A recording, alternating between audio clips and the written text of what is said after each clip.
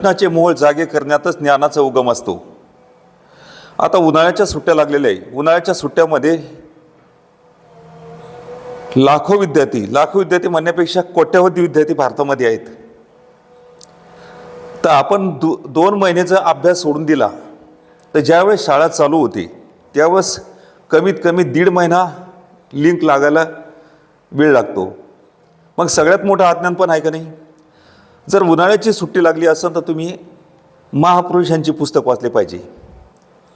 आणि याच्यामध्ये खास मी तुम्हाला सांगतोय, माणसाचे सर्वात मोठे 3 शत्रू कोणते? अंधश्रद्धा, अज्ञान आणि आळस. मग यावर मात कशी करायची? सगळ्यात महत्त्वाचं आहे. तर हे शत्रूवर मात करण्यासाठी आपल्याला सगळ्यात महत्त्वाचं आहे की 3 कमीत कमी पुस्तकं वाचणं महत्त्वाचे.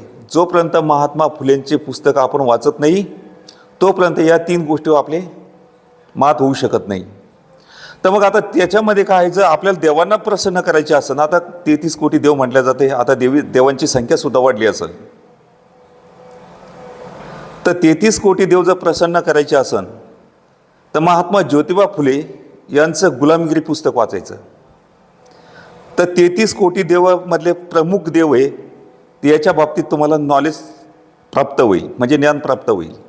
ज्यावेळेस ज्ञान प्राप्त झालं की हे देव तुमच्यावर प्रसन्न होतील, याच्यात डाऊट नाही. आणि ऑटोमॅटिक तुम्ही काय अभ्यासाला लागाल. 2 नंबर आहे तुमचं अज्ञान आहे. अज्ञान म्हणजे काय? ज्ञान नसणे. ज्ञान नसेल तर माणूस अज्ञान आहे, तर त्याला जगामध्ये काय चालू आहे ते समजत नाही. यासाठी ज्ञान घेणं आवश्यक आहे. ज्ञान म्हणजे काय? माहितीचा साठा. तर माहितीचा साठा घेणं खूप महत्त्वाचं आहे. आता माहितीचा साठा जसं जसं निर्माण होत चालन तसं तसं काय होईल? आळस ॲटोमॅटिक दूर होत चालन. तर आळस दूर करायचं असेल तर आपल्याला काय करावं लागेल? सुरुवातीला थोडा त्रास होईल. म्हणून आपल्यामध्ये काय स्टॅमिना, टेक्निक आणि टायमिंग सेटिंग वाढवायचं असेल तर याच्यासाठी वाचन खूप महत्त्वाचं आहे. तुम्ही उन्हाळ्याच्या सुट्ट्यामध्ये जितकं जास्तीत जास्त वाचन करून तितकं फायदा येईल. मग आता तुम्हाला शिकायचं कशासाठी? एक तर तुम्हाला शासनामध्ये जायचं किंवा प्रशासनामध्ये जायचं, किंवा 3 नंबर जर शेतीसुद्धा करायची असेल किंवा एखादा उद्योगधंदा करायचा असेल तर नॉलेज असणं आवश्यक आहे. तुमचा बाप जर समजा तुम्हाला 6-7 लाख रुपये देईल एखादा उद्योगधंदा चालव, पण तुम्हाला जर त्या बाबतीत ज्ञान नसेल तर एक प्रकारचं काय, पोहणं नसताना महासागरामध्ये उडी घेणं वय आणि डुबून जाणं वय. म्हणून तुमच्या बापानं दिलेला पैसा त्या ठिकाणी चीज होणार नाही. तर याच्यासाठी काय करायचं? तुम्हाला जर उद्योग करायचा असेल किंवा नोकरी करायची असेल, शासन प्रशासनामध्ये जायचं असेल तर काय महत्त्वाचं आहे? नॉलेज महत्त्वाचं आहे. Knowledge is power. ज्याच्याकडे नॉलेज नसेल, टेक्निक नसेल तर काहीच फायदा नाही. म्हणून तुम्ही काय करायचं? विद्यार्थी दशामध्ये नुसतं व्हॉट्सअपवर, इंस्टाग्रामवर किंवा फेसबुकवर त्या रील पाहायच्या, स्क्रॉल करायच्या, रील पाहायच्या. त्याच्यामुळं काय होतं? जास्ती अतिपणा केल्यामुळं तर आपल्या डोळ्यावर ताण येतो, मेंदू हॅमरिंग होतं आणि बाहेरचं जे पुस्तकी नॉलेज आहे ते अवगत होणं थोडंसं कठीण होतं. म्हणून विद्यार्थी मित्रांनो, तर आता कोणतेही पुस्तकं वाचण्याच्या अगोदर माझ्या मते तुम्ही काय करायचं? देवांना प्रसन्न करून घेण्यासाठी गुलामगिरी पुस्तक वाचा. 2 नंबर तुमची लूट होते, कोणत्या ठिकाणी शोषण होतं आपल्याला पता नाही, आपल्याजवळचा पैसा चालला जातो. तर याच्यासाठी तृतीरत्न नाटक वाचा महात्मा ज्योतिबा फुलेंचं. तुमची लूट होणार नाही, शोषण होणार नाही. तुम्हाला लूट कुठं होते, काय होतं ते कळेल. आणि 3 नंबर तुम्हाला स्वर्ग नरकामध्ये जर त्याची अनुभूती घ्यायची असेल, सुख दुःखाची अनुभूती घ्यायची असेल, पाप पुण्याची अनुभूती घ्यायची असेल, वेगवेगळ्या प्रकारची अनुभूती घ्यायची असेल, तुम्हाला महात्मा ज्योतिबा फुलेंचं सार्वजनिक सत्यधर्म वाचावं लागेल. त्याच्यानंतर त्यांचं समग्र वाङ्मय वाचा. म्हणजे त्याच्यानंतर शेतकऱ्याचा आडू, आसूड, ब्राह्मणाचे कसब, इशारा, सत्सार 1, सत्सार 2 असे वेगवेगळ्या प्रकारचे जे ग्रंथ आहेत ते तुम्ही नंतर वाचा. पण पहिले 3 ग्रंथ कोणते वाचायचं? गुलामगिरी, सार्वजनिक सत्यधर्म आणि तृतीरत्न नाटक. हे 3 पुस्तक वाचल्यानंतर तुम्हाला ॲटोमॅटिक शाहू महाराजांचे बाबतीत समजा तुम्ही त्यांचे पुस्तकं वाचाल. शिवाजी महाराजांच्या बाबतीत खरे शिवाजी महाराज कळतील. त्याच्यानंतर खास जे जागतिक लेवलला विश्वरत्न म्हणतात डॉक्टर बाबासाहेब आंबेडकर, त्यांचे पुस्तकं लवकरात लवकर तुम्हाला कळेल. तर त्याच्यासाठी काय, महात्मा ज्योतिबा फुले यांचे पुस्तक वाचल्यानंतर खरे डॉक्टर बाबासाहेब आंबेडकर काय ते कळतील. आता त्याच्यानंतर अनेक ठिकाणी मंदिर आहे, मस्जिद आहे, हे पवित्र स्थळ आहे. त्याच्यानंतर जे धार्मिक ग्रंथ आहे हे पवित्र स्थळ आहेत. ते काय एक आपल्याला मानसिक आधार म्हणून वाटतात. तितकं तुम्हाला मानसिक शांती देण्याचा प्रयत्न करतील, पण प्रश्न सुटतील असा नाही. पण त्याच्यासाठी खरं मंदिर कोणतं आहे? आपलं संसद आहे. त्याच्यानंतर खरा धर्मग्रंथ कोणता आहे? राज्यघटना आहे. हे पुस्तक तुम्ही वाचले पाहिजे.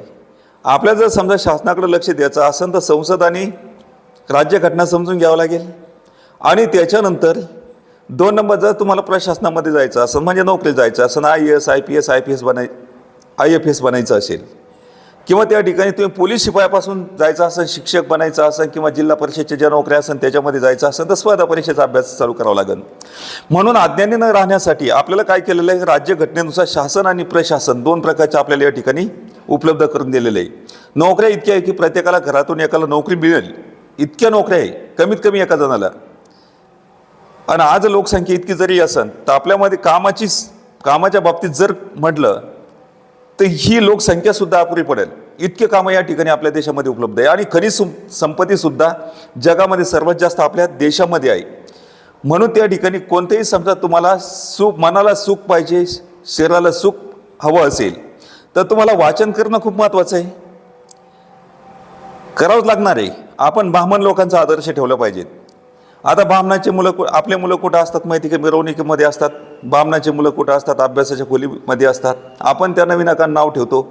पण स्पर्धेमध्ये आपल्याला मागं त्यांच्यापेक्षा पडायचं नसेल तर आपल्याला काय करावं लागेल? वाचन करावं लागेल. वाचाल तर वाचाल. आलं लक्षात? म्हणून उन्हाळ्याच्या सुट्टीमध्ये घरामध्ये जे पालक असतील तर मला माहिती विद्यार्थी ऐकत नाही, पण तुम्ही कमीत कमी महात्मा ज्योतिबा फुले यांची पुस्तकं त्याला वाचायला द्या. आणि त्याला वाटल्यास त्याला वाचायला लावा. आणि ते वाचून आपण समजून घ्या. आपल्याला घराला वाचवायचं, आपल्या कुटुंबाला वाचवायचं आहे. आपण कुटुंबाला जर वाचवलं तर आपण आपल्या समाजाला आणि आपल्या देशाला वाचवू शकतो. म्हणून जेवढे शिक्षक मंडळी असन इतकी शिक्षकांची संख्या असून सुद्धा कॉपी सेंटरचं प्रमाण जास्त आहे. याचं कारण काय? त्यांनी काय केलं? मला असे किती शिक्षक आहे ते सांगा. त्यांच्या स्वतःच्या घरामध्ये महात्मा ज्योतिबा फुले यांचे पुस्तक आहे. ठेवा ना एक समग्र वाङ्मय, त्याच्यामध्ये महात्मा ज्योतिबा फुले यांचे पुस्तक आहे. किती किंमत आहे? 300 पासून 500 पर्यंत किंमत आहे. तुम्ही जर स्वतः शिक्षक लोकांनी वाचाल तर त्या ठिकाणी विद्यार्थ्याला वाचायला सांगाल. विद्यार्थ्याला वाचायला सांगाल तर विद्यार्थी आपल्या आईवडिलांना सुद्धा ते वाचून दाखवेल. तर भारतामध्ये क्रांती हवी असेल आणि आपलं समजा त्या ठिकाणी आपलं स्वतःचं स्वराज्य निर्माण करायचं असेल तर तुम्हाला महात्मा फुले वाचावं लागेल. आणि ज्या दिवशी ज्यांचा मुलगा हे पुस्तक वाचेल त्या विद्यार्थ्याला नोकरी मिळवणं काहीच अवघड नाही आहे. कारण त्यानंतर त्याच्यामध्ये ज्वाला निर्माण होईल, त्याच्यावर देव प्रसन्न होतील. जे शोषण करणारे त्या बाबतीत त्या अनुभवती येतील, नॉलेज होईल, शोषण होणार नाही. आणि तो विद्यार्थी ऑटोमॅटिक अभ्यासाला लागेल. त्या विद्यार्थ्याला ऑटोमॅटिक अभ्यासाला लागायचं सांगायचं कधीच काम पडणार नाही. त्याला काय करायचं आणि काय नाही. तो जर ऑटोमॅटिक अभ्यासाला लागला तर आईवडिलांना होणारा जो त्रास आहे तो कमी होईल. त्याला सांगावं लागणार नाही काय करायचं काय नाही. तो बरोबर काय करेल? टायमिंगनुसार तो त्याचा काय करेल? स्टॅमिना वाढवेल, अभ्यासामध्ये टेक्निक वाढेल आणि टायमिंग सेटिंगमध्ये प्रत्येक काम करेल. प्रत्येक काम जर टायमिंग सेटिंगमध्ये करायचं असेल तर महात्मा ज्योतिबा फुले आणि सावित्रीबाई फुले यांना समजून घेतल्याशिवाय आपण पुढे जाऊ शकत नाही. मी शिक्षकांना खात्रीशी सांगू शकतो की त्यांनी स्वतःच्या घरामध्ये पहिलं पुस्तक ठेवा. शिकलात ना, तुमचं DED BED झालंय ना, ज्याच्या घरामध्ये पुस्तकाचे कपाट त्याचे घर कधीच होऊ शकत नाही सपाट. म्हणून पहिलं शिक्षकाच्या घरामध्ये महात्मा ज्योतिबा फुले यांचं समग्र वाङ्मय संपूर्ण ग्रंथ असलेला असेल तर तो शिक्षक व्यसनाधीन सुद्धा बनत नाही. आणि विद्यार्थ्यांना ज्वलंत त्या ठिकाणी विद्यार्थ्याला शिकवायला सुरुवात करेल. खरा त्या ठिकाणी विद्यार्थी बनवायचा करेल. तो खरा विद्यार्थी कसा बनवेल? ज्या विद्यार्थ्याच्या मनगटामध्ये ताकद आहे, मेंदूमध्ये नॉलेजचं बळ आहे आणि या दोन्हीचं अंमलबजावणीचं कला कौशल्य ज्याच्याकडे आहे तो खरा विद्यार्थी आहे. पण खरा शिक्षक अशा पद्धतीनं पाहिजेत ना हो. तर मग खरा शिक्षक बनायचं असेल तर DED BED मध्ये तुम्हाला महात्मा फुले भलेही समजून सांगितलं नसेल, त्यांचं कार्य त्यांचे पुस्तकं इतकेच तुम्ही ते वाचलेले असतील पण त्यांचे आतले जे समजा काय त्यांच्या प्रत्येक ओळी तुम्ही वाचलेल्या नसतील, म्हणून ते विद्यार्थी निष्फळ त्या ठिकाणी निर्माण होत आहे.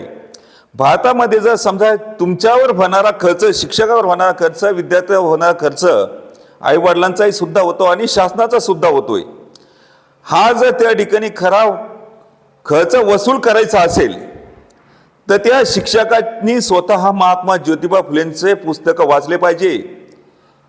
आता तुम्ही शिक्षकांना ट्रेनिंग देतात का नाही? उन्हाळ्याच्या दिवसामध्ये किंवा शाळेच्या दिवसामध्ये ट्रेनिंगला पाठवता. त्या ट्रेनिंगमध्ये महात्मा फुलेंचे पुस्तकं वाचून घ्यायला पाहिजे. खरं ट्रेनिंग ते. ट्रेनिंगमध्ये काय त्या ठिकाणी समजून सांगायचं, इकडच्या गप्पा मारायच्या, तिकडच्या गप्पा मारायच्या, शासनाचा प्रोग्राम असा आहे तसं आहे, किंवा त्या ठिकाणी ट्रेनिंगचं समजा दिवसाचं संपलं संध्याकाळी 90 मारायला चालले शोक्क नाही. शोक्काचं ट्रेनिंग नाहीये. आणि ज्या दिवशी तुम्ही महात्मा फुलेंचे पुस्तक वाचाल, जो दारू पिणारा शिक्षक असेल तो दारू सुद्धा सोडून देईल. त्याचं घर, स्वतःचं घर त्या ठिकाणी सुशिक्षित बनेल. त्यांचे विद्यार्थी हे सुशिक्षित बनेल. कुशिक्षण विद्यार्थ्यांना मिळणार नाही. आणि ज्या ठिकाणी खरं शिक्षण विद्यार्थ्यांना मिळेल त्या विद्यार्थी समाजाचा प्रभाव सुरुवातीला विरोध करत असेल, पण त्यानंतर विरोध ऑटोमॅटिक मावळून जाईल. आणि आपल्या समोर खऱ्या शिक्षणाची, जी महापुरुषांच्या शिक्षणाची परंपरा जर पाहायचं असेल तर तामिळनाडूमध्ये पहा. तामिळनाडू त्या ठिकाणी हार घालत नाही फुलांची, भेटवस्तू बाकीच्या देत बसत नाही. पुस्तक त्या ठिकाणी महापुरुषांचे पुस्तक आहे, भेटवस्तू देतात. आज त्या ठिकाणी भारतामध्ये क्रांती असन, केरळला आपण 1 नंबरचा दर्जा देतो, पण खऱ्या अर्थानं जर महापुरुषांचा दर्जा जर पाहिजे असेल शिक्षणाचा तर तामिळनाडूला द्यायला पाहिजे, पण नाही देणार सध्याच्या स्थितीमध्ये. कारण फुले शाहू आंबेडकरांचे विचार त्या ठिकाणी दाबले जातात. हे विचार जर दाबायचे नसतील तर तामिळनाडूमध्ये काय आहे ते बघा. आणि ते पूर्ण भारतामध्ये, आता महाराष्ट्रामध्ये जर म्हटलं, महाराष्ट्रामध्ये जर जन्मभूमी जर म्हटली तर या ठिकाणी महात्मा फुले जन्माला आले, शिवाजी महाराज जन्माला आले, शाहू महाराज जन्माला आले. डॉक्टर बाबासाहेब आंबेडकरांचे मूळ म्हणलं तर काय आहे?